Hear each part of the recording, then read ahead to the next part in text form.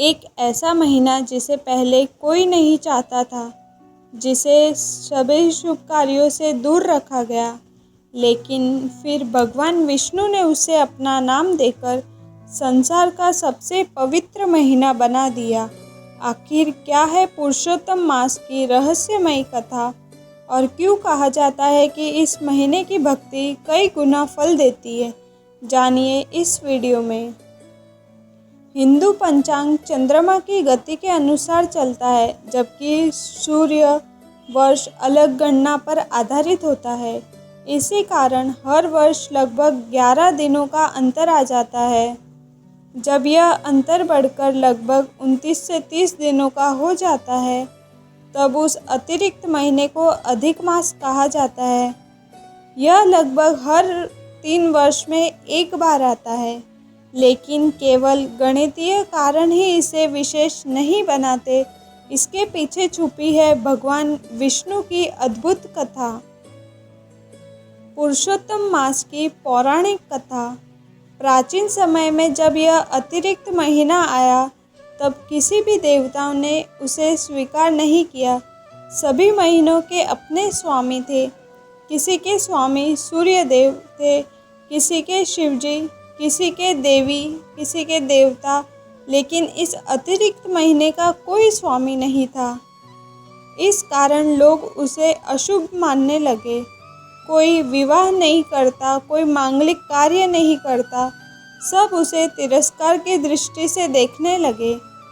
दुखी होकर वह महीना भगवान विष्णु के पास गया और रोते हुए बोला, प्रभु, संसार में सबका कोई ना कोई सहारा है, लेकिन मेरा कोई नहीं। सब मुझे मलमास कहकर अपमानित करते हैं। भगवान विष्णु का हृदय द्रवित हो गया। उन्होंने कहा, आज से तुम केवल अधिक मास नहीं बल्कि पुरुषोत्तम मास कहलाओगे। मैं स्वयं तुम्हारा स्वामी बनता हूँ। जो भक्त इस महीने में भक्ति, दान, जप और व्रत करेगा, उसे कई गुना फल प्राप्त होगा। तभी से अधिक मास को पुरुषोत्तम मास कहा जाने लगा। पुरुषोत्तम मास का महत्व। शास्त्रों में कहा गया है कि इस महीने में किया गया जप, पाठ, भक्ति, दान, पूजा और सेवा अनेक गुना फल देती है। मान्यता है कि इस महीने में भगवान विष्णु और श्री कृष्ण की पूजा विशेष फलदायी होती है।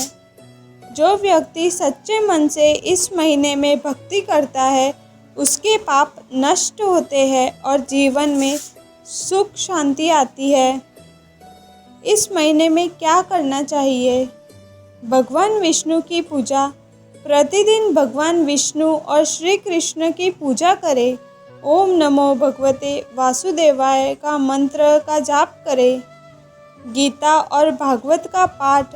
इस महीने में श्रीमद् भागवत और भगवत गीता का पाठ अत्यंत शुभ माना गया है। दान पुण्य। गरीबों को भोजन, वस्त्र और ज़रूरत की चीज़ें दान करें। कई लोग पुरुषोत्तम मास में सात्विक भोजन और संयम का पालन करते हैं। तुलसी पूजा। तुलसी माता की पूजा और दीपदान विशेष फल देता है। इस महीने में क्या नहीं करना चाहिए? विवाह, गृह प्रवेश, नया व्यवसाय शुरू करना, मुंडन आदि मांगलिक कार्य, क्योंकि यह महीना भक्ति और साधना के लिए माना गया है।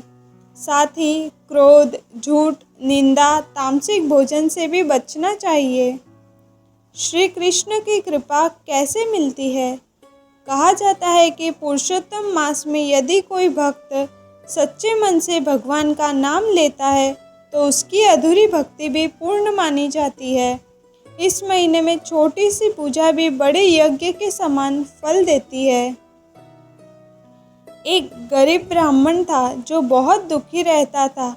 उसने पुरुषोत्तम मास में केवल एक दीपक जलाकर भगवान विष्णु की पूजा की। धीरे धीरे उसके जीवन की सारी परेशानियां समाप्त होने लगी। उसके घर में सुख और समृद्धि आने लगी।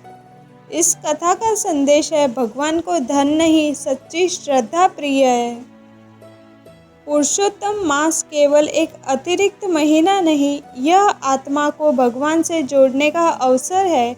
यह वह समय है जब श्री हरि अपने भक्तों की छोटी सी भक्ति से भी प्रसन्न हो जाते हैं। अगर आपको यह कथा पसंद आई हो तो वीडियो को लाइक करें, शेयर करें और चैनल को सब्सक्राइब ज़रूर करें। जय श्री राधे कृष्ण।